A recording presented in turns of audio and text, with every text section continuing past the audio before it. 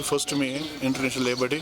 पूरी आलमी दुनिया के साथ साथ जम्मू कश्मीर में भी यहाँ के मेहनत कश मज़दूरों के साथ उनके जज्बे इसार के को सलाम पेश की जाती है और 1886 के शहीदों को खराज तहसीन पेश किया जाता है।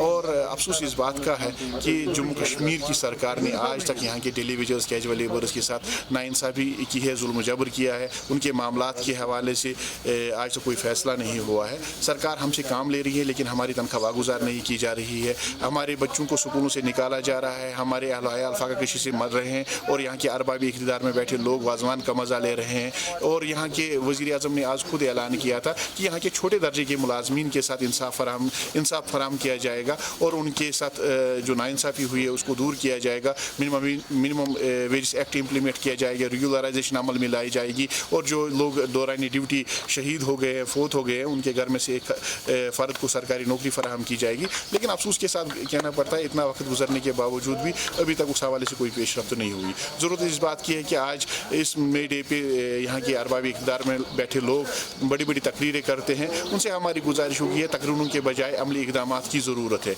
आज के दिन पे अमली इक़दामात उठा के यहाँ के जो पसमानदा तबका है, जो टेलीविजन से कैजुअल लेबर से, उनके हवाले से फैसला लेने की ज़रूरत है। आपको लगता है कि यूटी के बनने के बाद कोई भी फैसला करने के यूटी के बनने के बाद हमें उम्मीद थी शायद यहाँ पे सेंटर के कानून लागू हो जाएंगे, लेकिन सेंटर के कानून में सेंटर में मिनिमम वेज एक्ट लागू किया गया है और वो यहाँ पे लागू किया जाएगा। लेकिन आज तक मुझे लगता है 8-9 महीने गुजर गए, अभी तक उस हवाले से कोई पेशरफ्त नहीं।